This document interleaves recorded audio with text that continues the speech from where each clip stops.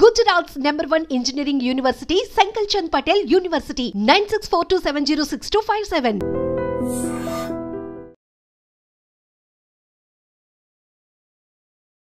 నమస్తే, welcome to I dream social spotlight with కవిత.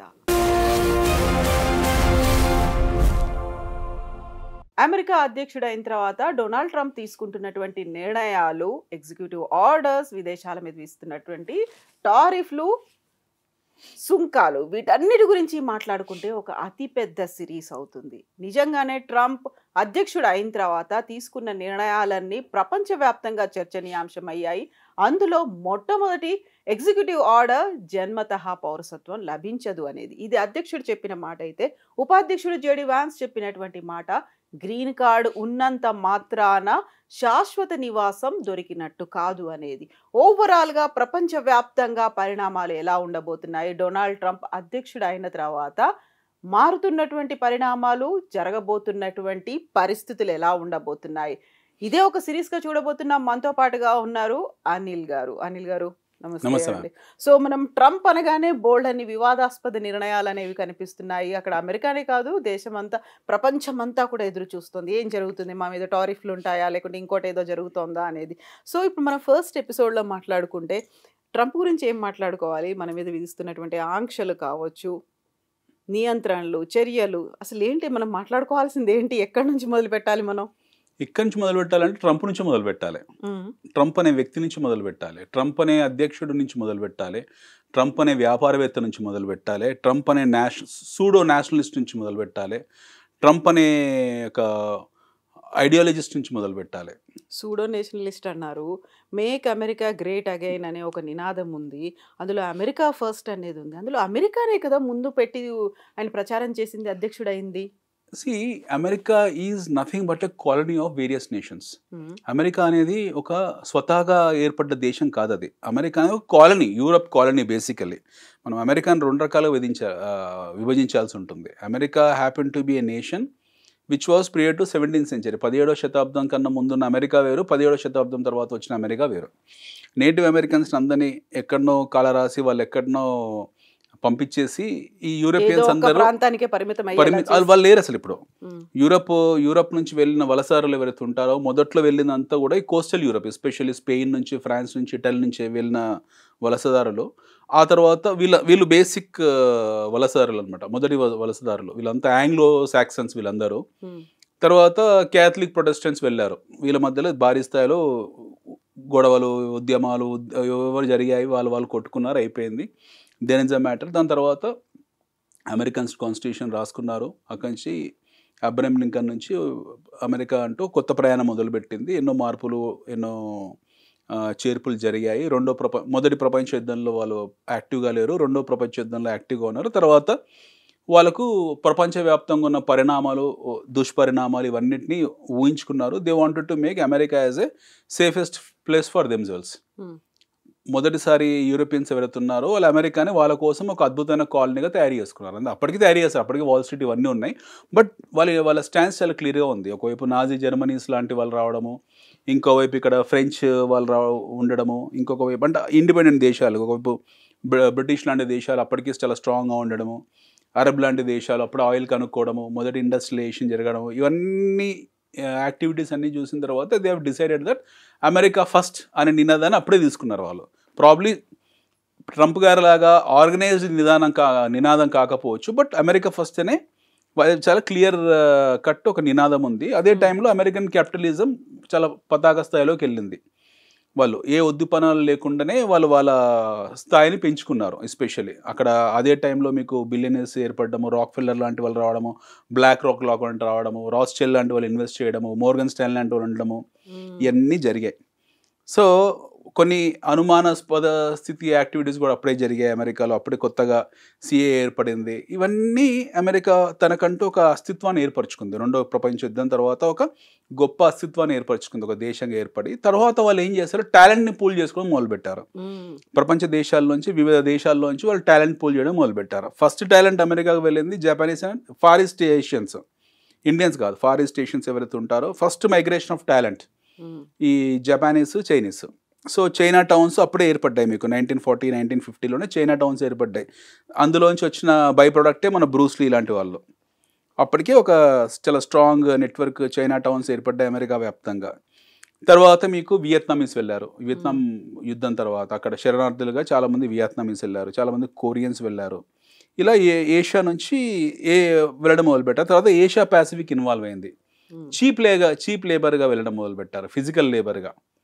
అంటే మొదటి కోల్డ్ వార్ కన్నా ముందు టైంలో ఉన్న, అమెరికన్ సివిల్ వార్ కన్నా ముందు టైంలో ఉన్న ఆఫ్రికన్స్ ఎవరైతే ఉన్నారో వాళ్ళు ప్యూర్ బానిసలుగా వెళ్ళారు.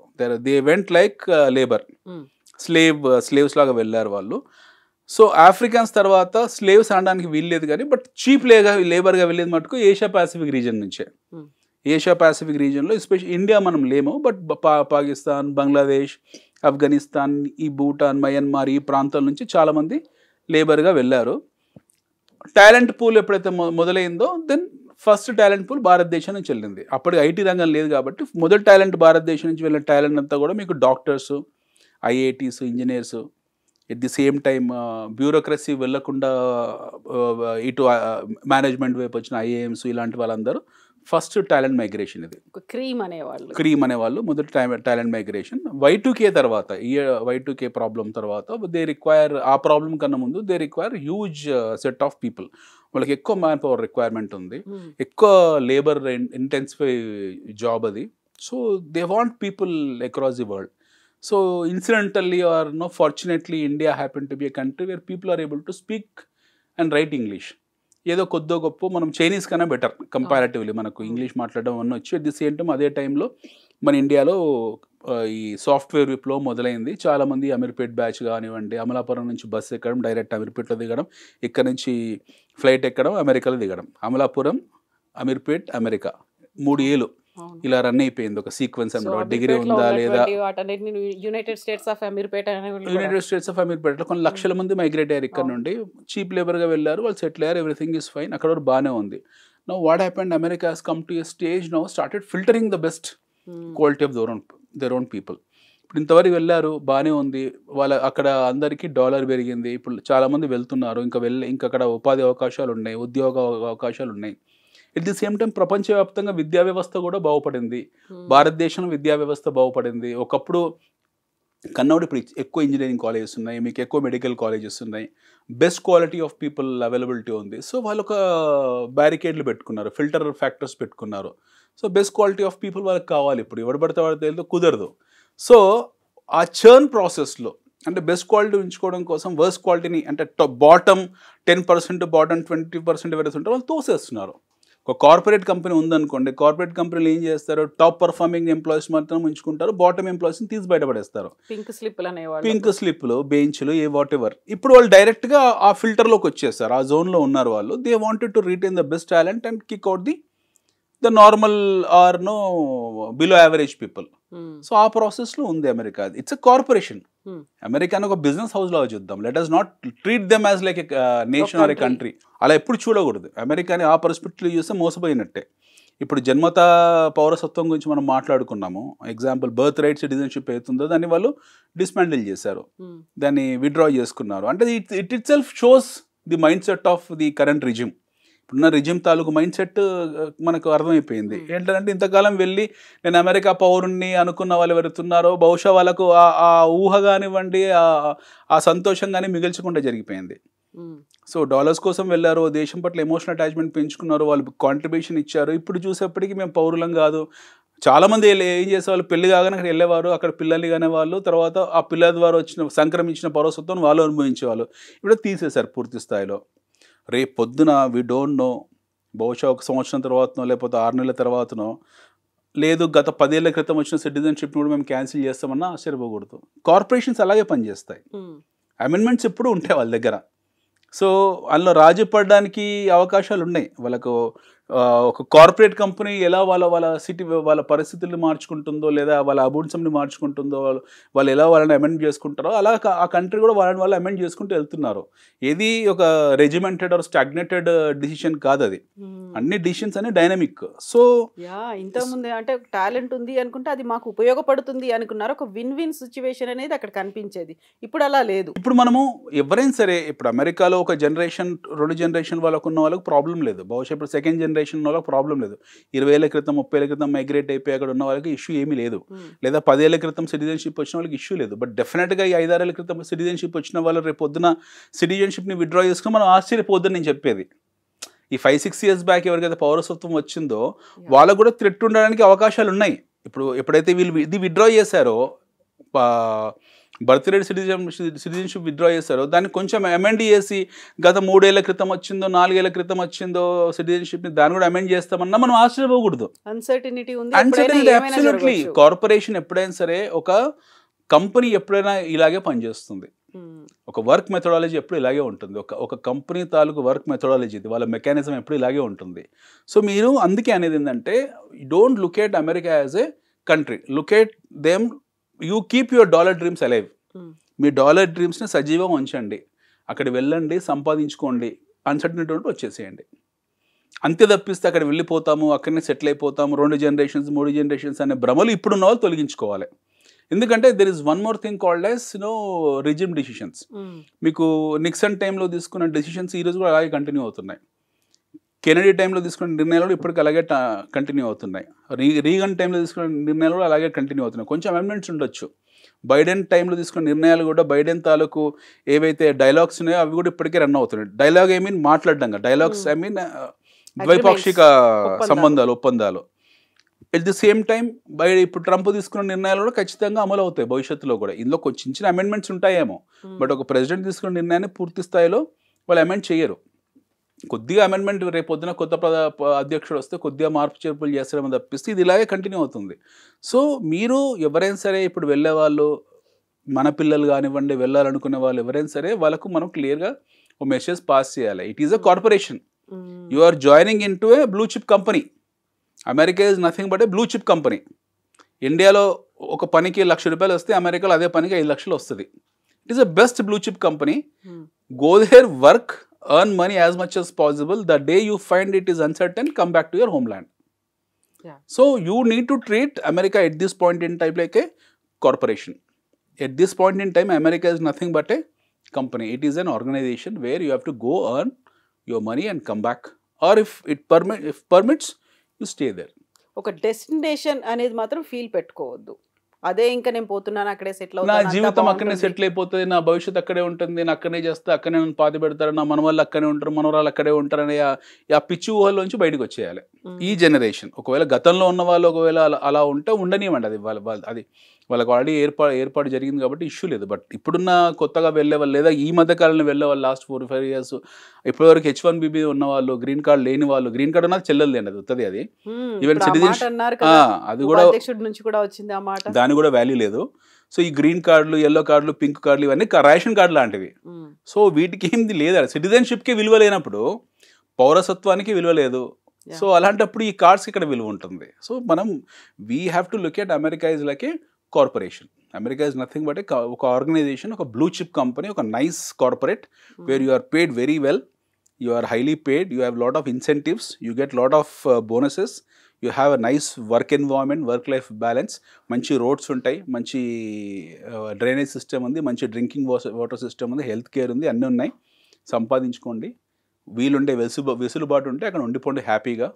లేదు వెసులుబాటు లేదు, పంపిస్తారంటే సంఖ్యలు నేయించుకొని వచ్చే దరిద్రమైన పరిస్థితి రాకూడదు, గౌరవప్రదంగా వచ్చేయాలి. లేకపోతే మొన్న మనకు లూధియానాలో ల్యాండ్ అయినట్టు 1000 మంది 2000 మందిని ఏదో ఖైదీలు నేరస్తులను పంపించినట్టు ఆ స్థితికి రావడం అనేది ఒక దుర్మార్గము. వాళ్ళు తీసుకుని దుర్మార్గమైన చర్య, కానీ మనకు దురదృష్టకరమైన చర్య అది. ఎందుకంటే ఆ పరిస్థితి మీరు ఎన్ని 100 కోట్లు సంపాదించినా సరే సంఖ్యలు నేయించుకొని దొంగలాగా రావడం అనేది అది జీవితకాలపు మచ్చ. అది మన చచ్చే వరకు అది గుర్తుంటుంది. అది చాలా బాధాకరం కూడా. ఇప్పుడు సంఖ్యలు వేయించుకొని మిలిటరీ విమానాల్లో వెనక్కి పంపించేయడమే కాదు, యూనివర్సిటీల్లో కూడా స్టూడెంట్స్ ఏదైనా అమెరికా స్టాండ్కి వ్యతిరేకంగా అమెరికా విద్వేషంతో లేకుంటే విద్రోహ దేశాలు అని భావిస్తున్న వాటికి మద్దతు ఇస్తున్న వాళ్ళని కూడా మీరే స్వచ్ఛందంగా వెనక్కి వెళ్ళిపోండి అనే న్యాచురల్ అండి. ఇప్పుడు America is not JNU, America is not Delhi university, America is not Delhi university where you can go and say Pakistan zindabad. మన భారతదేశంలో సెక్యులర్ ఎవరైతే ఉన్నారో, సో కాల్డ్ ఫేక్ సెక్యులరిస్టులు ఎవరైతే ఉన్నారో వాళ్ళు చాలా, ఒక 2-3 అమ్మాయిలు కూడా బహుశా ఆ మధ్యకాలంలో జేఎన్యూలో ఢిల్లీలో పాకిస్తాన్ జిందాబాద్ అన్నది. ఆ అమ్మాయి 22-23 ఏళ్ళ వయసు ఉంటుంది. ఆ అమ్మాయికి పాకిస్తాన్ గురించి తెలియదు. ఆ అమ్మాయిని, అలాంటి అమ్మాయిలకు పాకిస్తాన్ పౌరసత్వం ఇచ్చి తిప్పాలి పాకిస్తాన్ మొత్తం కూడా. కొన్నాళ్ళు వాళ్ళు పాకిస్తాన్ మొత్తం తిరగాలి. They have to cross Indian border and go, they have to see Islamabad ఎలా ఉంటుంది, కరాచీ ఎలా ఉంటుంది, బలూచిస్తాన్ ఎలా ఉంటుంది, పైన పస్తులు ఎలా ఉంటారు, అక్కడ వాళ్ళ బ్రతికేది ఎలా ఉంటుంది, వాళ్ళ తిండి ఎలా ఉంటుంది, వాళ్ళ రాజకీయ నాయకులు ఎలా ఉంటారో అది చూసి వాళ్ళు అక్కడనే వాళ్ళకి పౌరసత్వం తీసుకొని అక్కడ సెటిల్ అయిపోవాలి. పాకిస్తాన్, భారతదేశంలో ఉన్న పాకిస్తాన్ ప్రేమికులు ఎవరైతే ఉన్నారో వాళ్ళు తక్షణమే వాళ్ళు పాకిస్తాన్ వెళ్ళిపోయి హ్యాపీ అక్కడ బ్రతకాలి జీవితాన్ని. సో మన దగ్గర ఉన్నంత వెసులుబాటు, మన దగ్గర ఉన్న స్వేచ్ఛ స్వాతంత్రాలు ఇప్పుడు ప్రస్తుతం అమెరికాలో ఎక్స్పెక్ట్ చేయడానికి లేదు. ఫ్రీడమ్ ఆఫ్ స్పీచ్ అనేది పౌర హక్కు, ఫ్రీడమ్ ఆఫ్ స్పీచ్ అనేది పౌర హక్కు, but it should not cross their limitations. దానికి ఒక బార్డర్ లైన్ ఉంటుంది, థిన్ బార్డర్ లైన్ ఉంటుంది. వాళ్ళ అమెరికన్స్ చాలా క్లియర్గా థిన్ బార్డర్ లైన్ సెట్ చేశారు. ఫ్రీడమ్ ఆఫ్ స్పీచ్ ఉంది, రండి పొలిటికల్గా విమర్శించాలంటే విమర్శించుకోండి, నో ఇష్యూస్. మా దగ్గర ఒక వస్తువు కొన్నారు, ఫ్రీడమ్ ఆఫ్ స్పీచ్ వరకు కన్జ్యూమరిజం ఉంది. మా దగ్గర మీరు కోకోకోలా కొన్నారు, దాని మూత డక్కన్ బాగాలేదు, విమర్శించండి, నో ఇష్యూస్. మీరు తిన్న బర్గర్ బాగాలేదు, విమర్శించండి, నో ప్రాబ్లం. మీరు వెళ్ళిన వాల్మార్ట్లో ఫ్లోరింగ్ బాగాలేదు, విమర్శించండి, నో ప్రాబ్లం. వాడే టెస్లా కార్లో బ్యాటరీ పనిచేయట్లేదు, విమర్శించండి, నో ప్రాబ్లం. మీ విమర్శ పరిధిని ఇక్కడి వరకే పెట్టుకోండి. అంతే తప్పిస్తే అమెరికా ఎలా ఉండాలి, అమెరికా సెనెట్ ఎలాంటి నిర్ణయాలు తీసుకోవాలి, అమెరికా ద్వైపాక్షిక సంబంధాలు ఎలా ఉండాలి, అమెరికా ఇజ్రాయెల్తో ఎలా ప్రవర్తించాలి, హమాస్తో ఎలా ప్రవర్తించాలి విషయం గురించి మాట్లాడే హక్కు మీకు లేదు. అదేమైనా ఉంటే మీ దేశంలో మాట్లాడుకోండి, మీ మాతృభూమిలో మాట్లాడుకోండి, మా దగ్గర మాట్లాడే అవసరం లేదని చెప్పేసి చాలామందిని డిపోర్ట్ చేస్తున్నారు. It's a very good move, చాలా దాన్ని స్వాగతించాల్సిన విషయం. లేకపోతే ఇంకో పరాయి దేశంలోకి వీళ్ళు వెళ్ళిందే చదువుకోవడానికి, వీడు చదువుకొని వాడు అక్కడ ఉద్యోగం సంపాదించుకుంటే అయిపోతుంది కదా. ఆ పని చేయకుండా వాడు అంతర్జాతీయ విషయాలు, అమెరికన్ సెనెట్ ఏ నిర్ణయం తీసుకోవాలి, అమెరికా అధ్యక్షుడు ఏ నిర్ణయం తీసుకోవాలి, అమెరికా పౌర హక్కుల గురించి ఇవన్నీ అవసరం లేదు కదా, పంపించేస్తున్నారు వాళ్ళు. మన ఎవరు అమ్మాయి పిహెచ్డీ చేస్తుంది, అమ్మాయి పాకిస్తానీ అమ్మాయి అనుకుంటా, అమ్మాయిని పంపించారు బయటికి ఇలాగే.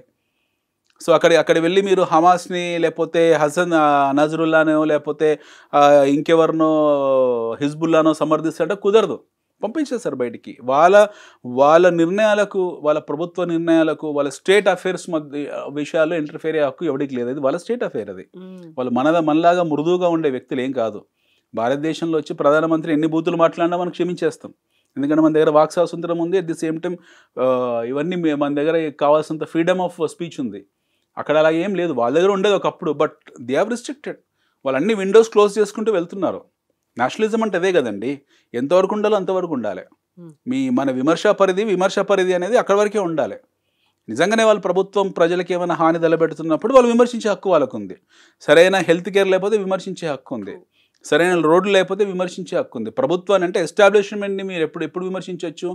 ఎస్టాబ్లిష్మెంట్కి సరైన సౌకర్యాలు కల్పించిన రోజు, చదువుకున్న విద్యార్థులకు టైంకు పాఠాలు చెప్పని రోజు, ప్రొఫెసర్ కాలేజ్ రాని రోజు, లేదా వాష్రూమ్ బాగాలేని రోజు, లేదా డ్రింకింగ్ వాటర్ లేని సందర్భంలో ఇలాంటి వాటిని మీరు విమర్శించండి, అది మీ హక్కు విద్యార్థిగా.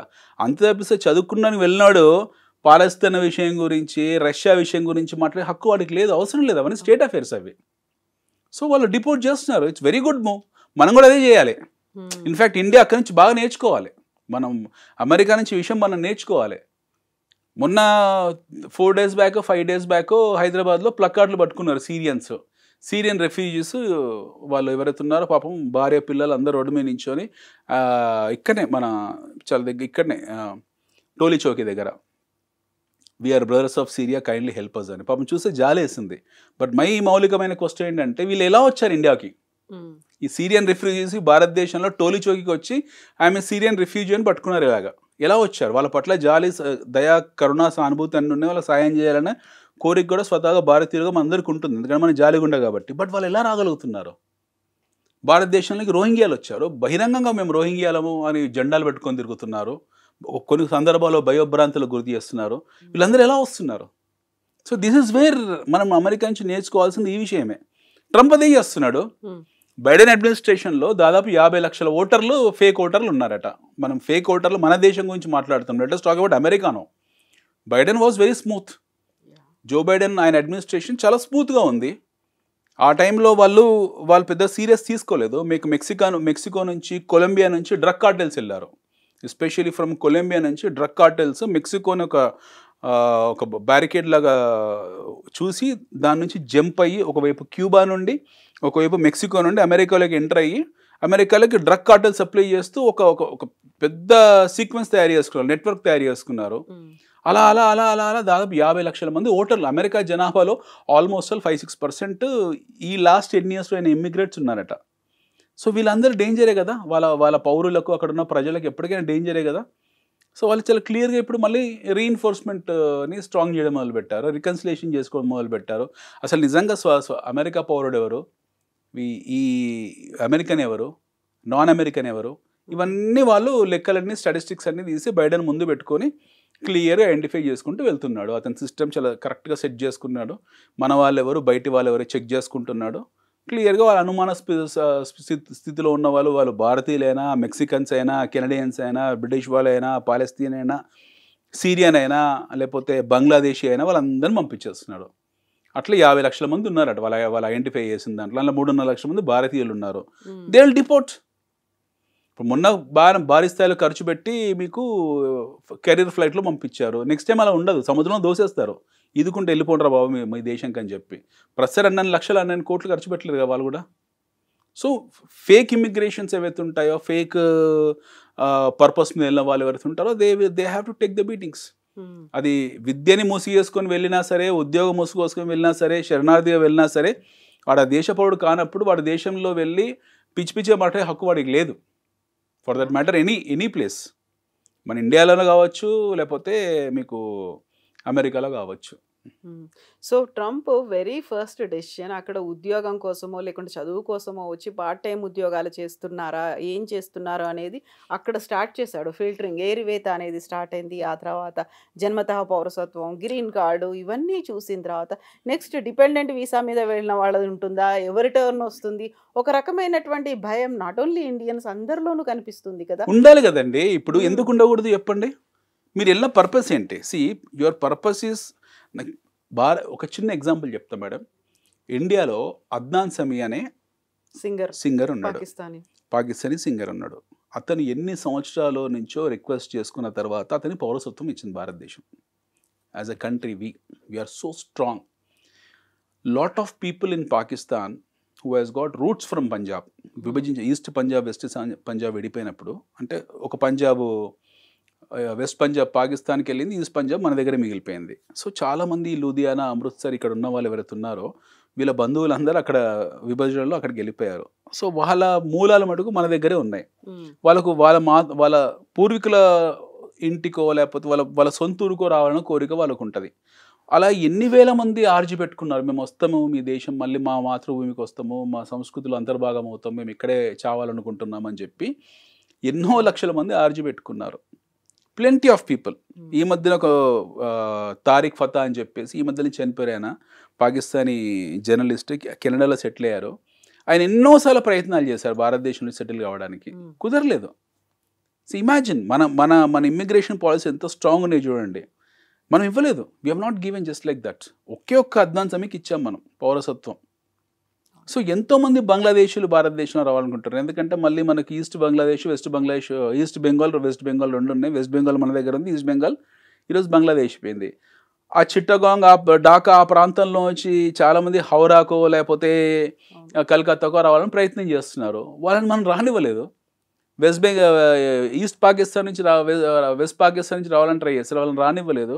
అలాగే మన నుంచి విడిపోయినప్పుడు దేశ విభజన సమయంలో ఎన్నో కుటుంబాలు అక్కడ వెళ్ళిపోయి మళ్ళీ రావాలనుకున్నా సరే మనం అబ్జెక్ట్ చేసాము. మీరు ఇంకో దేశ పౌరులు మీకు వచ్చే హక్కులు ఏం చెప్పేసి అబ్జెక్ట్ చేసాము.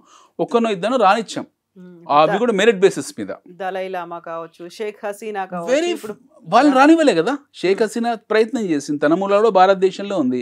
షేక్ హసీనా రాజకీయ శరణార్థి, తను రాజకీయ శరణార్థిగా ఉంది. ఆమె పర్మనెంట్ కాదు కదా, కొన్నాళ్ళు పంపించేస్తాం మనం వాళ్ళకి. సో అట్లా అమెరికా మనలాంటి స్టాండ్ తీసుకొని ఉంటే వాళ్ళ దగ్గర ఈరోజు 50 లక్షల మంది అక్రమంగా ఉండేవాళ్ళు కాదు. మనం చొరబాట్లు అంటున్నాం, వాళ్ళు అక్రమ వలసదారులు అంటున్నారు. భాష డిఫరెన్స్, లాంగ్వేజ్ డిఫరెన్స్ ఉంది. వాళ్ళు కొంచెం సోఫిస్టికేటెడ్ భాష మాట్లాడుతున్నారు. అమెరికన్స్ ఈ రోజు కూడా మెచ్చుకోవాలి, they are using sophisticated language, ఒక శుద్ధమైన భాష మాట్లాడుతున్నారు. ఇల్లీగల్ ఇమిగ్రెంట్స్ అంటున్నారు తప్పిస్తే చొరబాటు ఇన్ఫిల్ట్రేషన్స్ అనట్లేదు, గుర్తుపెట్టుకోండి. చొరబాటుదారులు అనట్లేదు, వాళ్ళు ఇన్ఫిల్ట్రేషన్స్ అనట్లేదు, మనం ఇన్ఫిల్ట్రేషన్స్ అంటున్నాం. We are using the word called as చొరబాట్లు, whereas America is calling them as illegal immigrants. రెండింటికి తేడాలు, రెండు ఒకటే. ఓకే, అక్కడ వెళ్ళిన పర్పస్ ఏంటి? వాళ్ళు విద్య కోసము దేనికోసం వెళ్ళుంటారు. వెళ్ళి అక్కడ నేను అక్కడనే సిటిజన్ అయిపోతా అనే కలలు కన్నారు. అది కుదరలేదు. అప్పుడు ఏం చేయాలి? గౌరవప్రదంగా వాపసు రావాలి. అలా కాకుండా ఉండే ప్రయత్నం చేసి, ఏ దేశమైనా సరే ఫర్ దట్ మ్యాటర్, అమెరికానే కాదు ఏ దేశమైనా సరే, సోమాలియా అయినా సరే, అది కూడా ఒక దేశమే, గుర్తింపబడ్డ దేశమే.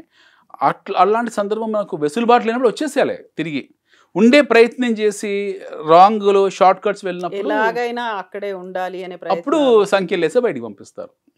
ఊరి ఉంచుకోరు. మనం మాత్రం ఉంచుకుంటామో చెప్పండి, మనం కూడా సంఖ్యలు వేసే బయటికి పంపిస్తాం. వాళ్ళు అదే వేశారు. పంపడం కన్ఫామ్ అనమాట, పంపే పద్ధతులు మాత్రం, మార్గాలు మాత్రం వేరే రకంగా ఉంటాయి. సో ఇప్పుడు భారతీయులు అనగానే అక్కడ ఉన్నటువంటి స్టూడెంట్స్, ఇక్కడ పేరెంట్స్ ఇక్కడ ఎదురు చూస్తున్నారు, అక్కడ ఫ్యామిలీస్ ఉంటే ఇక్కడ నుంచి ఫ్యామిలీ మెంబర్స్ అని ఏం జరుగుతుంది? ఒక అన్సర్టనిటీ ఉంది. నిజంగా మా వాళ్ళని అక్కడ ఉండమనాలా, వచ్చేయమనాలా, ఎప్పుడు ఎలాంటి డెసిషన్ తీసుకుంటారో, ఏమవుతుందో, ఇలాంటి ఒక భయాలు అనేవి ఉన్నాయి. నెక్స్ట్ స్టెప్ ఏమవుతుంది, ఎలాంటి నిర్ణయం తీసుకుంటారు అనేది ఉంది కదా. వెరీ సింపుల్ అండి. మీరు ఒక see you have sent your kid or child to a different country to make money and to see make life అనేది సెకండరీ, మేక్ లైఫ్ అనేది కవరింగ్. ఓకే, ఒక మాస్క్, అది ఒక మంచి వర్డ్, అది మంచి వాడడానికి ఒక మంచి పదం అది. But you have send your child or a kid or somebody he's gone there to make money. Prime of వెళ్ళింది ఎక్కడికి? ఒక దేశంకి వెళ్ళారు. అది అమెరికా కావచ్చు, లేకపోతే ఇంకేదైనా కావచ్చు. అక్కడికి వెళ్ళారు. అక్కడికి వెళ్ళడం అనేది మీరు చేస్తున్న ఫస్ట్ తప్పు. మీ మాతృభూమిని వదిలేసి, ఇక్కడ ఉన్న అవకాశాలు వదిలేసుకొని, చదువుకున్న వాళ్ళు వెళ్తారు కదా, చదువుకున్న వాడికి ఇండియాలో ఉద్యోగాలు ఉన్నాయి. బ్రెయిన్ డ్రైన్ ఉంటే ఈరోజు ఇండియాలో సగం మంది వెళ్ళిపోయి ఉండేవాళ్ళు. అవునే కదా. ఇక్కడ కొన్ని లక్షల, చిన్న ఎగ్జాంపుల్ చెప్తే, ఇక్కడ కొన్ని లక్షల మంది యూపీఎస్సీ ఎగ్జామ్స్ ప్రిపేర్ అవుతారు, గ్రూప్ 1 గ్రూప్ 2 ప్రిపేర్ అవుతారు. చాలామంది ర్యాంక్స్ కొడతారు, చాలామందికి ప్రభుత్వ ఉద్యోగాలు వస్తాయి. గ్రూప్ 1 గ్రూప్ 2 గ్రూప్ 3 రకరకాల పరీక్షలు ఉన్నాయి. కానిస్టేబుల్ అంటే పరీక్షలు ఎంత టఫ్ ఉంటాయంటే పరీక్షలు అవి, వెరీ టఫ్ ఎగ్జామినేషన్స్. 100 పోస్టులు పెడితే 1,00,000 మంది పోటీ పెడతారు. అవునా కదా. నిజం చెప్పాలంటే అమెరికా వెళ్ళడం కన్నా కూడా ఇండియాలో ఈ చిన్న ప్రభుత్వ ఉద్యోగాలు తెచ్చుకోవడం కష్టం. కానీ వీళ్ళ టార్గెట్ ఏంటి? వీళ్ళు సొంత దేశంలో ఉద్యోగం కోసం గొడవలు పెట్టుకుంటారు ప్రభుత్వంతో తప్పిస్తే, వీళ్ళు ఆ విద్యను ఇంకో దేశం కోసం ఉపయోగించాలని ప్రయత్నం చేయరు. ఐఐటీస్లో ప్రతి సంవత్సరం మీకు కొన్ని వేల మంది బయటకు వస్తారు, ఐఐఎమ్స్లో కొన్ని వేల మంది బయటకు వస్తారు. వెళ్ళేవాళ్ళు కొద్దిమందే, మిగతా వాళ్ళందరూ ఇక్కడే పనిచేస్తున్నారు. బీహార్, జార్ఖండ్ అలాంటి ప్రాంతంలో చాలామంది గ్రూప్ 1 ప్రతి ఇంట్లోంచి ఒక ఫ్యామిలీలో ఒక అంబిషన్ ఉంటుంది, గ్రూప్ 1 పరీక్ష రాయాలి, ఐఏఎస్ ఐపీఎస్ కావాలని చెప్పి. వాళ్ళందరూ దాని మీదే ఫోకస్ చేస్తారు. ఐఏఎమ్స్ అందరు దాని మీదే ఫోకస్ చేస్తారు. మన దగ్గర ఉన్న బెస్ట్ ఆఫ్ ది బెస్ట్ కాలేజెస్లో ఉన్న క్రీమ్ అంతా ఇండియాలో పనిచేస్తారు. మన దగ్గర ఇస్రో సైంటిస్టులకు వచ్చే జీతం చాలా తక్కువ. ఏం లక్షల్లో ఉండేవాళ్ళే, నెలకు 1,00,000 2 లక్షలు వస్తుంది. But they are happy with their life. వాళ్ళంతా సైంటిస్టులు, వాళ్ళు ఏం నాసా కన్నా తక్కువ కాదు. So they are also high quality సైంటిస్టులు. వాళ్ళు క్రయోజెనిక్ ఇంజిన్లు తయారు చేశారు, ఒకే రోజు 104 రాకెట్లు ఆకాశంలో పంపించారు. మన దగ్గర ఏం తక్కువలే కాదు. బట్ వాళ్ళు ఎందుకు వేరే దేశాలు, ఇతర దేశాల్లో ప్రయత్నం చేయట్లేదు? వాళ్ళకు మాతృభూమి పట్ల ప్రేమ విషయం పక్కన పడితే they have their own attachment. They don't have any dreams of dollars. వాళ్ళకి ఏం డాలర్స్ డ్రీమ్స్ లేవు. వాళ్ళకి ఇక్కడ మేము హ్యాపీగా ఉన్నామని. మీరు ఉన్నారండి, మీరు హైలీ ఎడ్యుకేటెడ్, బాగా చదువుకున్న వాళ్ళు, మీరు కూడా యూనివర్సిటీ స్టూడెంట్, చదువుకున్నారు. మీరు ఎందుకు ఈ వృత్తి పట్ల ప్యాషనేట్గా ఉన్నారు? Because you love your job and you wanted to stay on your home land. మీరే 20 ఏళ్ల క్రితం అమెరికన్ బీబీసీలో వెళ్ళాలంటే మీరు అవకాశం రాలేకనా? మీరు వెళ్ళుండేవాళ్ళు ఈ పాటికి. But you wanted to be in your homeland. So మీరు హోమ్ ల్యాండ్ వదిలేసి, మాతృభూమిని వదిలేసి ఇంకో దేశం వెళ్తున్నారంటే you are taking a risk. You are sailing in rough waters. మీరు సముద్రయానం చేస్తున్నారు. సముద్రయానంలో రఫ్ వాటర్స్లో ప్రయాణం చేస్తున్నారు. రఫ్ వాటర్స్లో ప్రయాణం చేసేప్పుడు మీకు రిస్క్ ఉంటుంది and you have to get prepared for it. So అమెరికాకు వెళ్ళగానే అక్కడ మీకు పర్మనెంట్ సిటిజన్షిప్ ఇచ్చేసి మీకు సెనెట్లో సభ్యుని ఏం చేసుకోరు. మీకు అక్కడ వెళ్ళిన పర్పస్ చదువుకోవడానికి, చదువుకున్న తర్వాత ఉద్యోగము, మీ చదువు అయిపోయిన తర్వాత మీకు ఉద్యోగం వస్తే ఉంటారు, లేకపోతే ఇండియాకి వచ్చేయాలి. కానీ వెళ్ళినవాడు రాడు ఇక్కడికి. ఎందుకంటే ఆల్రెడీ ఈ ఊర్లలో బ్యానర్లు, ఫ్లెక్సీలు అన్నీ పెట్టేసుకుంటారు కదా. విదేశీ ఆగమనము లేకపోతే సుస్వాగతం ఇవన్నీ మన దగ్గర ఉంటాయి కదా, ఇలాంటివన్నీ పెద్ద పెద్ద ఫ్లెక్సీలు పెట్టి బోర్డులు పెట్టి వాడిని భయంకరంగా హైప్ చేస్తారు ఆ క్యాండిడేట్ని. వాడు వెళ్ళినోడు త్రిశంకు స్వర్గంలో ఉన్నాడు. ఇప్పుడు సమస్య ఏంటంటే వాడికన్నా ఎక్కువ సమస్య పేరెంట్స్కు. అరే బాబు నువ్వు వెళ్ళినందుకు ఇక్కడ మేము బాగా డప్పు చాటు వేసుకున్నాము భయంకరంగా, నా కొడుకు అమెరికాలో ఉన్నాడని చెప్పి భయంకరంగా బిల్డప్ ఇచ్చాము ఇక్కడ, నువ్వు రాకురా నాయన ఏదో చేసి ఏ హోటల్లోనో పెట్రోల్ బంక్లోనో టిఫిన్ సెంటర్లో పనిచేసి నువ్వు మాకు పంపకున్నా పర్లేదు మేమే పంపిస్తాం, నువ్వు ఏదో ఇండియాకి రాక అక్కడి నుంచి ఆడనే ఉండు, అప్పుడు వీడియో కాల్ చేయి వాట్సాప్ కాల్ చేయి, నాలుగు మంది ఫంక్షన్స్లో మేము కూడా చెప్పగలుగుతాము అనే స్థాయికి మెంటల్ ప్రాబ్లమ్కి వీళ్ళు వస్తారు. సో వాడిని అక్కడ ఫిక్స్ చేశారు, కొడుకుని పంపించారు, వాడు అమెరికాలో వాడు త్రిశంకు స్వర్గంలో ఉన్నాడు, వాడు ఇక్కడ రాలేక అక్కడ ఉండలేక వాడు నరకం చూస్తున్నాడు. సో రెండు వైపులా ఉంది ఇక్కడ. ఫస్ట్ పేరెంట్స్ని వాడి థాట్ ఇన్కల్కేట్ చేశారు, అమెరికా అమెరికా అమెరికా అని చెప్పి ఇంటర్మీడియట్ నుంచి వాడి మైండ్లో ఎక్కిచ్చేసి పంపించేశారు వాడిని. వాడు వెళ్ళాడు, సెట్ అయితే సెట్ అయ్యాడు, లేకపోతే వాడికి ప్రాబ్లం, వాడి కర్మ. So cream of the section of the society అవుతుందో, ద క్రీమ్ అవుతుందో high quality cream, IITs IIMs ఇలాంటి క్రీమ్ ఎవరైతే ఉన్నారో వాళ్ళు సేఫ్. అమెరికన్స్కి ఈరోజు కావాల్సింది అదే. వాళ్ళు ఎందుకు ఇన్ని ఫిల్టర్స్ పెట్టారు, వాళ్ళు ఎందుకు ఇంత రెస్ట్రిక్షన్స్ పెట్టుకున్నారంటే they are now looking at cream. They don't want labour, they want intellectuals, they want idea factories, they want people to go and invest money. అందుకే $5 million మీకు వచ్చి పౌరసత్వం ఇస్తామని చెప్పిన ఆఫర్, బంపర్ ఆఫర్ ఎందుకు పెట్టారంటే let rich people deep pockets come there, let people contribute to their economy. So వాళ్ళ ఎకానమీకి కాంట్రిబ్యూట్ చేసే వాళ్ళే కావాలి. And they are very clear about their immigration policies now at this point in time. And భవిష్యత్తులో కూడా ఇదే Trump రేపొద్దున అధ్యక్షుడి నుంచి దిగిపోయాక కొత్త ఆయన వచ్చినా సరే ఫాలో అవ్వక తప్పదు, ఇదే ఫాలో అవుతారు. కాకపోతే కొంచెం చిన్న మార్పులు ఉంటాయేమో తప్పిస్తే ఇదే ఫాలో అవుతారు. So people need to be very careful and conscious about their travel on high tights. ఎక్కడ సెటిల్ అవ్వాలనుకుంటున్నారో, ఏం అవ్వాలనుకుంటున్నారో, రిటర్న్ వస్తారా లేదా, అక్కడే ఉండాలా, ఇలాంటివన్నీ కూడా ముందే ప్లాన్ చేసుకోవాలి. యా, ఇప్పుడు మీరు ఎక్కడికి వెళ్తున్నారు, మీరు ఒక స్వదేశం వదిలేసి విదేశాల్లో వెళ్తున్నారు, వేరే చోటుకి వెళ్తున్నారు. వేరే చోటుకి వెళ్ళినప్పుడు అది సేఫ్ కాదన్న విషయం ముందే ప్రిపేర్ అయిపోవాలి. అది you are not going to safe place, that is not a safe haven. So మీరు వెళ్తున్న డ్రీమ్ ఫుల్ఫిల్ కాకపోవచ్చు, మీకున్న చదువుకు, మీకున్న మేధస్సుకు, మీకున్న విజ్ఞానానికి, మీకు వచ్చిన అత్యవసర మార్కులకు, లేకపోతే మీకు మీ ఇంటెలిజెన్స్కు అది అక్కడ ఉపయోగపడకపోవచ్చు. They might be looking at some cream.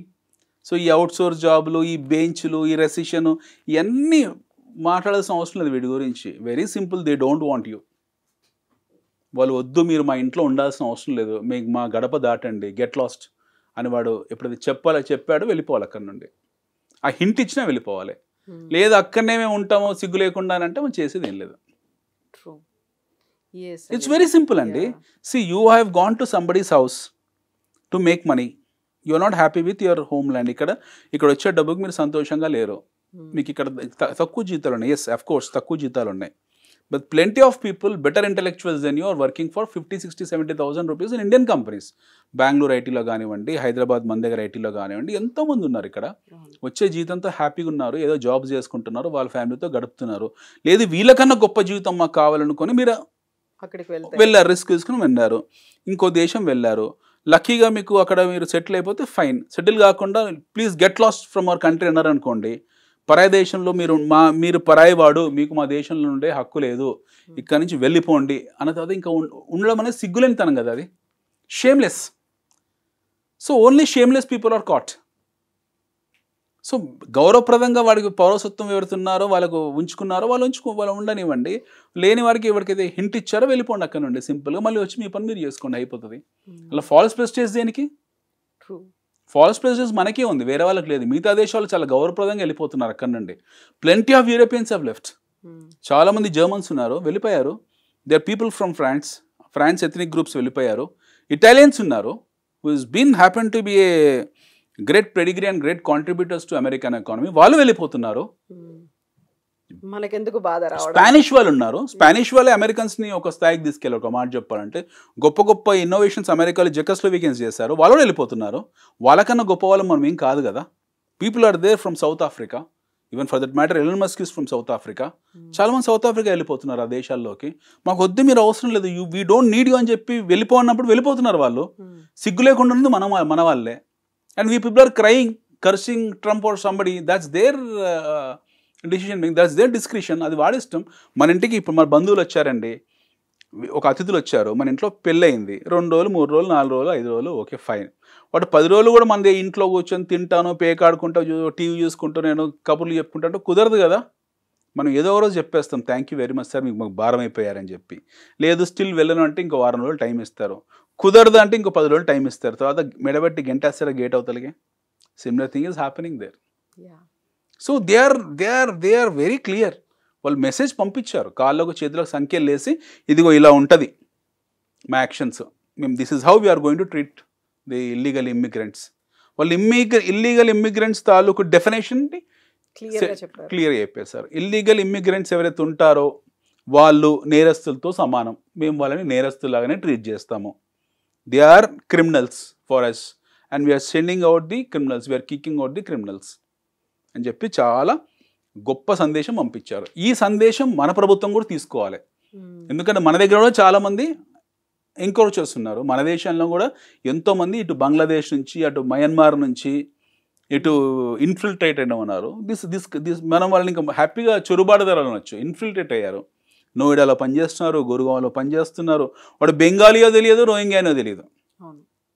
మీకు I'm telling you fact of life. హైదరాబాద్లో ఉన్న వాళ్ళు వీళ్ళు మన వాళ్ళ తెలియదు, బయట వాళ్ళ తెలియదు.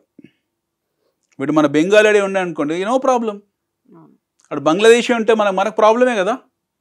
మీరు నేను కట్టే పన్నుని మనం బంగ్లాదేశ్ వాడికి ఎట్లా పెడతాం మనం? వాడు బెంగాలీకి ఇద్దాం, నో ప్రాబ్లం. వాడు మన తమ్ముడే, అన్ననో అక్కో చెల్లో ఎవరో ఒకరు, దే ఆర్ బెంగాలీస్, మన వాళ్ళే, మన అక్క చెల్లెలే, వాళ్ళు మన భారతీయులే. వాళ్ళకు మనం తినే 4 ముద్దలు ఒక ముద్ద పెడదాం. కానీ నేను బంగ్లాదేశ్ వాడికి ఎందుకు ఇవ్వాలి నా ట్యాక్స్ని? అవునా కదా madam? It's very simple. Why we have to give our hard-earned money, our taxes to an infiltrated person? So బయట నుంచి వచ్చిన చొరబాటుదారులకు మనం కూడా బయటికి పంపాల్సిన అవసరం ఉంది. పూనాలో ఉన్నారు, హైదరాబాద్లో ఉన్నారు, మీకు లేనిది ఎక్కడ ఇలాంటి ఇన్ఫిల్ట్రేషన్స్ లేనిది ఎక్కడ? మన దగ్గర బంగ్లాదేశ్ నుంచి వచ్చిన వాళ్ళు ఉన్నారు, మయన్మార్ నుంచి వచ్చిన వాళ్ళు ఉన్నారు. మన దగ్గర 2 కోట్ల మంది ఉన్నారట, 2 crores. మన దేశ జనాభాలో ఆల్మోస్ట్ 2% 2.5% ఏదో ఓవరాల్ ఈ చొరబాటుదారులు ఉన్నారు, రకరకాల దేశాల నుంచి వచ్చిన వాళ్ళు. సో వీళ్ళని మనం పోషిస్తున్నాము. అది మన చాతగాంతనం. అది అలా వాళ్ళని పోషిస్తున్నాం కూర్చోబెట్టి. Let us assume how many are there in Hyderabad. We don't know. హైదరాబాద్లో 10 మంది ఉన్నా, 100 మంది ఉన్నా, 1000 మంది ఉన్నా కూడా మన ప్రజల కష్టార్జితాన్ని వాళ్ళు అనుభవిస్తున్నారు. మన పేద ప్రజలు తినాల్సిన డబ్బుని, మన పేద ప్రజలు అనుభవించాల్సిన రేషన్ బియ్యాన్ని, మన పేద ప్రజలు వెళ్ళాల్సిన హాస్పిటల్స్ వాడుకోవాల్సిన హాస్పిటల్ సౌకర్యాలని, భీమినగర్లో ఉన్న నిమ్స్ని మన పేద ప్రజలు ఎవరుతున్నారో వాళ్ళు వాడాల్సిన ఎయిమ్స్ని వేరే వాళ్ళు వచ్చి అనుభవిస్తున్నారు వాటిని. వాడు లెటస్ బి ఎనీబడి, వాడు ఒరిస్సావాడు కావచ్చు, చాలామంది ఒరిస్సా నుంచి పని చేసుకుంటున్నారు హైదరాబాద్లో. వాడు మన భారతీయుడు, వాడిని గౌరవించాలి. వాడు బయటవాడు కాదు, మన సొంత అన్ననో తమ్ముడు ఎవడో ఒకడు. Is our own person, let us respect him. చాలామంది ఛత్తీస్గఢ్ నుంచి వచ్చి ఇక్కడ హార్డ్ వర్క్ చేసుకుంటారు, లేబర్ పని చేస్తున్నాడు. వాడు బయటవాడు కాదు, మన భారతీయుడే. వాడు మన అన్నదమ్ముడే, మన కుటుంబ వ్యక్తి. వాడిని మనం గౌరవిద్దాం, వాడి పని కల్పిద్దాం, తప్పులేదు. Lot of people from different Tamil Nadu నుంచి వచ్చి పని చేసుకుంటున్నారు కొంతమంది. ఈ మధ్యలో మీకు చాలామంది బీహారీస్ కనపడుతున్నారు. మళ్ళీ ఇదివరకు తగ్గిపోయారు, ఇప్పుడు మళ్ళీ మొదలయ్యారు. వాళ్ళందరూ బయట వాళ్ళు కాదు, మన వాళ్ళే. వాళ్ళు మన భారతీయులే, మన తోబుట్టేలే వాళ్ళు. వాళ్ళందరినీ మన కష్టంలో వారికి పంచుదాం, తప్పులేదు. Let them enjoy our hard work. But ఏ బంగ్లాదేశ్ వాడికో, మయన్మార్ వాడికో ఎట్లా ఇస్తామండి మన కష్టార్జితాన్ని? అవునా కదా? So similarly we have to learn from America also. America ఒక ప్రపంచం మొత్తానికి ఒక సందేశం పంపించింది. They have sent a beautiful message to entire world that kick out your illegal immigrants. Yes Anil garu, thank you so much. మళ్ళీ మనం ఇంకొక టాపిక్ తో ఇదే సిరీస్ లో మాట్లాడుకుందాం. థ్యాంక్ యూ సో మచ్ అండి.